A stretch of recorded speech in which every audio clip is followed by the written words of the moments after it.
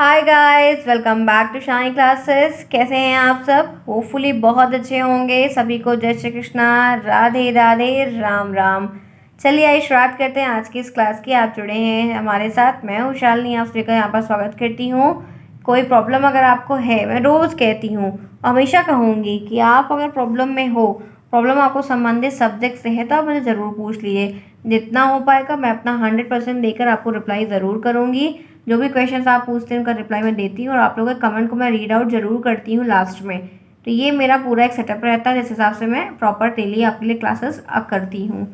चलिए देखते हैं आज की इस क्लास में मैंने आपको लेसन प्लान कैसे बनाते हैं, लेसन प्लान में क्या क्या चीज़ें, वो तो शेयर किया हुआ था। आपको बात मालूम होनी चाहिए कि जितने भी आप टीचिंग फाइल बना रहे हैं, लेसन प्लान बनाए, ये सब आपके कॉलेज जहाँ पे आपने एडमिशन लिया हुआ है वहाँ जमा होंगे। साइन जो है वो आप अपने करवाएंगे जहाँ पर टीचिंग लगी हुई वहाँ के प्रिंसिपल से, लेकिन आप इसको ले जाकर सबमिट करेंगे अपने कॉलेज में। तो ये सारा रूल आपको पता है, मैंने फर्स्ट सेमेस्टर में बता रखा है। अभी आप सेकेंड सेमेस्टर में आ चुके हैं, टीचिंग लग रही है। चीज़ें आपकी जब टीचिंग लग रही है, काम सही प्रॉपर तरीके से चल रहा है, तो एग्ज़ाम भी रिजल्ट आने के जस्ट बाद ही होगा। तो ध्यान रखिएगा, ठीक है। चलिए आइए जानते हैं। मैं आपके साथ और एक लेसन प्लान पाठ योजना शेयर करने चल रही हूँ, तो मैं 2-3 अभी और कर दूंगी आपको बीच बीच में, ताकि आपको जो इजी लगे वो आप जो है टेलीग्राम यहाँ से मत बनाइए, यहाँ से आपको दिक्कत होगी। आप टेलीग्राम ज्वाइन करिए और टेलीग्राम का लिंक आपको कमेंट बॉक्स में दिखा है। फिर आपको पीडीएफ मिलता है, आपको काफ़ी चीज़ें हेल्प की जाती है, तो वो आप वहाँ से ले लो। अब आपको ये पीडीएफ वहाँ मिल जाएगा कि पाठ योजना बनाते कैसे हैं। पाठ योजना तो हर कॉलेज में पाठ योजना का जो काम होता है वो कॉलेज वाले देते हैं। कोई 20 बनाने को देता है, कोई 30 देता है, कोई 15 देता है, तो सब जगह अलग अलग होता है। आपको इसको एक लंबी से रजिस्टर लेनी है और उसी में सब कुछ बनाना है। कॉपी में चाहे तो बना सकते, जैसे ये बच्चे ने कॉपी में शायद बनाया हुआ है, तो आप कॉपी में बनाना चाहो तो बना, ना बनाना चाहो तो एक रजिस्टर आप 20-25 रुपये का, 50 रुपये तक का ले लो और उसमें नोट डाउन करते एकदम प्रॉपर तरीके से सिंपली लिख दो, कोई दिक्कत नहीं है। बहुत सजाने की ज़रूरत नहीं है, ठीक है। अब मैं आपके साथ शेयर कर रही हूँ, देखिए। आइए मैं आपको दिखा देती हूँ। ये पाठ योजना का एक पूरा क्रम है। ये जिस बच्चे ने भेजा है थोड़ा आगे पीछे करके भेज दिया है, यही प्रॉब्लम हुई है। और पीडीएफ के रूप में भेजा था। अगर इन बच्चों ने इमेज के रूप में भेजा होता तो मैं आपको उसको अरेंज कर देती, लेकिन जिसमें से देख रहे हैं कि एकदम चीज़ें उलट गई हैं, जैसे कि फाइल पूरी चेंज थी। फिलहाल के लिए कोई नहीं, आप देख सकते हो ये पूरा पाठ योजना का तरीका है। तो पाठ योजना कैसे कैसे बन रही है वो मैं आपको यहाँ पर एक एक करके दिखा दे रही हूँ, ताकि प्रॉब्लम आपको ना हो एक भी तरीके से, ठीक है। तो ये देखिए पाठ योजना के बारे में, तो बच्चे अक्सर रजिस्टर भी लिख सक बना सकते हैं और ऐसे भी लिखते हैं। कोई ज़रूरी नहीं, कोई दिक्कत की बात नहीं है कि नंबर कटेंगे या कुछ भी नहीं है, ठीक है। तो आप पाठ योजना लीजिए। आपके कॉलेज में अगर 20 दी गई है तो 20 बनाइए, 8 दी गई तो 8 बनाइए, जितनी आपके कॉलेज में दी गई आप उतना बनाइए। तो पाठ योजना लिए, पाठ योजना 1, पाठ योजना 2, 20 दी गई है तो आप 1 से लेकर 20 तक का पूरा क्रम में लिखते जाओ। और उसी में आपको इस पाठ योजना में आपको सारे सब्जेक्ट भी डालने हैं। ये मत सोचेगा कि 20 हिंदी का, 20 इंग्लिश का, 20 मैथ का, 20 साइंस का, 20 सोशल साइंस का, जी नहीं। उसी 20 में सारे सब्जेक्ट का होना चाहिए, 1 बाई 1। अब देखिए पाठ्य योजना में विद्यालय का नाम, विद्यालय का नाम उस विद्यालय का नाम जहाँ पर आपकी टीचिंग लगी हुई है। जिस प्राथमिक विद्यालय में आपकी टीचिंग लगी हुई है उस प्राथमिक विद्यालय का आपको नाम लिख देना है। उसके बाद जो बच्चा का जिसकी टीचिंग लगी हुई है, छात्र अध्यापिका है, अध्यापक है, तो उनका आपको ध्यान रखना है। उसके बाद फिर आपको ये बात बहुत और अच्छे से ध्यान कर रखनी है कि पूरा एक कॉलम जो सेटअप है वो बनाना है। जैसे आप देखो ये पूरा आपको फाइल दिया गया है, उसके बाद आपने एक कॉलम बनाया, दिनांक आपने डेट लिखी, ठीक है। आपने क्या किया, आपने डेट लिखी। आपने किस क्लास में पढ़ाया, तो क्लास के बारे में आपने 4th में पढ़ाया। क्या पढ़ाया सब्जेक्ट, आपने हिंदी पढ़ाया। क्लास जो थी वो प्रथम क्लास थी, फर्स्ट पीरियड था। समय 45 मिनट था और दिन गुरुवार था। तो आपको एक कॉलम ऐसा बनाना होगा टीचिंग के दौरान, जिसमें आपको दिनांक, आपको कक्षा, आपको विषय, आपको क्लास का नाम, आपको जो है समय, दिन, सब कुछ लिखना होगा। फिर प्रकरण आप देंगे, ठीक है। तो जैसे यहाँ पे मिथिला की गुल, ये आपको गूल दिया गया है, तो यहाँ पर आपको प्रकरण देना होगा। फिर उस प्रकरण से एक सामान्य उद्देश्य निकलेगा, वो सामान्य उद्देश्य आपको लिखना होगा। एक जनरल ऑब्जेक्टिव क्या क्या है, तो क्या क्या होना चाहिए। तो बच्चे में हिंदी विषय के प्रति रुचि, हम हिंदी विषय पढ़ा रहे हैं तो बच्चों को जो हिंदी में इंटरेस्ट नहीं आ रहा है, उसके लिए उसमें इंटरेस्ट लाने के लिए ये करते हैं। तो ये एक नॉर्मल सी बात है, सभी करते हैं।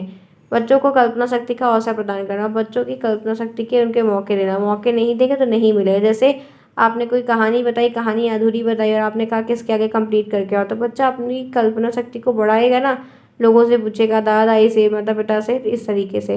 तो ये एक सामान्य उद्देश्य है डेवलपमेंट करवाने का सभी लोगों को। दूसरा फिर बात कर लेते हैं विशिष्ट उद्देश्य की। तो बच्चों को मिथिला के गाँव की जो प्रकृति है, सुषमा की जानकारी देना, गाँव का जो नेचर होता है उसके बारे में बताना, कि जिनके यहाँ विशिष्ट बातें हैं जो किसी को ज़्यादा नहीं पता है, कुछ ही लोगों को पता है, तो वो हमारा विशिष्ट उद्देश्य होता है, बच्चों के अंदर लोक कल्याण की भावना को जागृत करना।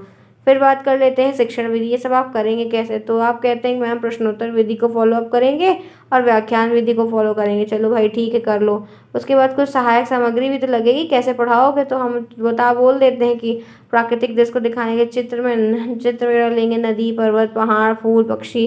तो ये कक्षा के लिए उपयोगी हो जाएगा और काम भी आपका हो जाएगा। पूर्व ज्ञान की बात है, पुराने ज्ञान से पहले के ज्ञान से जोड़ के चलो। तो बच्चे यह जानते हैं कि भारत देश कृषि प्रधान देश है। हाँ बिल्कुल जानते हैं। तो उसी के हिसाब से जो भी प्रश्न बने, या आपको जितना इंग्लिश में पूछना करना हो उतना आप प्रॉपर तरीके से पूछ सकते हैं, तो कोई प्रॉब्लम नहीं होगी। उसके बाद प्रस्तावना का प्रश्न लिखा जाता है, जिसमें छात्र अध्यापक की क्रिया, कि बच्चा करता क्या है, ठीक है, जो पढ़ाते हैं वो और जो पढ़ रहे हैं। तो तुम्हारे देश का नाम क्या है, वो पूछेंगे तो बताएंगे, बच्चे बोलेंगे भारत। भारत के अधिकतर लोग कौन सा कार्य करते हैं? तो भारत में अधिकतर लोग खेती किसानी बाड़ी करते हैं। तो इस तरीके के एकदम सामान्य से प्रश्न आपसे पूछे जाएंगे, एकदम सामान्य सा आंसर और सामान्य सा सब कुछ आपको देखने को मिलेगा। तो ये चीज़ आपको मैंने दिखाई। और आगे बढ़िए, तो इसमें एक उद्देश्य कथन होता है कि बच्चों को आज हम लोग जो है मिथिला की मूल की कहानी को पढ़ाएंगे। तो उद्देश्य कथन लिखा जाता है कि हाँ इसमें ये चीज़ें हो रही हैं। फिर आप देखिए प्रस्तुतिकरण भी आ गया। प्रस्तुतिकरण में जो है आपको अलग अलग तरीके से चीज़ें बतानी होंगी, आदर्श वाचन दिखाना होगा। तो फिर देखो फ्रेंड्स, सिंपल है, इजी है। तो इस तरीके से आप अगर प्रॉपर तरीके से जो भी चीज़ें आप उसमें लिख रहे हो वो आप करोगे। यहाँ पर देखो मूल्यांकन प्रश्न वगैरह दे दिया गया मिथिला के बारे में, कि मिथिला के खेत बंजर क्यों पड़ रहे थे, नदी का पानी गाँव में क्यों नहीं आता था। तो इससे के छोटे छोटे प्रश्न जो हैं आपको ना, आपको इस तरीके से मिल जाएंगे। फिर श्याम पट्ट के कार्य आप करवा दो, ठीक है, सो ब्लैक बोर्ड पर लिखवा के लिख दो और उनको उतारने के लिए बोलो। होमवर्क वगैरह दे दो, गृह कार्य उनको दे दो, तो बच्चा सीखेगा, लर्न करेगा। फिर ये आपको ऐसे ही साइन और मोहर वगैरह अपने लिए भी ले लेनी है, ठीक है। आगे बढ़िए। उसके बाद फिर वही सेम चीज़, दूसरी पाठ योजना आप यहाँ पर नॉर्मल तरीके से दिनांक लिख दीजिए, कक्षा लिख दीजिए, विषय लिख दीजिए, क्लास लिख दीजिए, समय दिन लिख दीजिए, सब कुछ लिख दीजिए और एक जैसा, कोई प्रॉब्लम नहीं है। प्रकरण क्या है? ई की मात्रा का ज्ञान देना। आप हिंदी पढ़ा रहे हैं, फिर बड़ी की मात्रा का ज्ञान दे रहे हैं, तो वो जो आप लिख रहे हो, जैसे सब में लिख रहे हो कि उद्देश्य दो, प्रकरण दो, योजना बनाओ, कॉलम में लिखो, तो सब में करना पड़ेगा बारी बारी। सेम वही चीज़ है, आपके सामान्य उद्देश्य हो गए, फिर आपके विशिष्ट उद्देश्य, जैसे जैसे टॉपिक था वैसे हो गया। फिर आपको जो सामग्री वगैरह चाहिए थी वो हो गया। पूर्व ज्ञान में बच्चा क्या पढ़ा लिखा क्या किया वो पूरा पता चल गया। फिर आप देख सकते हो प्रस्तावना प्रश्न पता चल गया आपको, हाँ ना नहीं वाले। उद्देश्य कथन मिल गया, प्रस्तुतिकरण उसका मिल गया, और उसके बाद श्यामपट्ट के कार्य वगैरह मिल गया, सारे तरीके से जो भी चीज़ें थी। फिर गृह कार्य हो गए इस तरीके से, ठीक है, होमवर्क भी दिया जाता है। तो फ्रेंड्स ये पूरा पीडीएफ आप टेलीग्राम पर दे देंगे। मैथ का भी सेम आप देख सकते हैं, ऐसे ही बना है। श्यामपट्ट का कार्य है, जो भी चीज़ें पढ़ाई गई हैं कितना उनको पता है। मैथ में ना तो थ्योरी कम है, इसलिए सवाल के प्रश्न ज़्यादा हैं। तो इस तरीके से आपको लगाना होगा। फिर साइंस हो गया, फिर सोशल साइंस हो गया, फिर हिंदी हो गया, फिर मैथ हो गया। तो इस तरीके से आप सभी बच्चे बना सकते हैं, जो कि आपको बनाना होगा, तभी आपका काम हो पाएगा, ठीक है। तो चलो फ्रेंड्स, फिर अब करते हैं आज की इस क्लास को ओवर। मुझे उम्मीद है कि क्लास सही रही होगी, समझ में आएगा।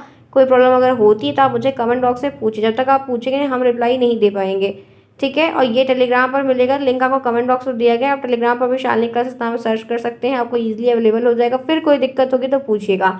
मिलते हैं नेक्स्ट में, तब तक के लिए बाय बाय।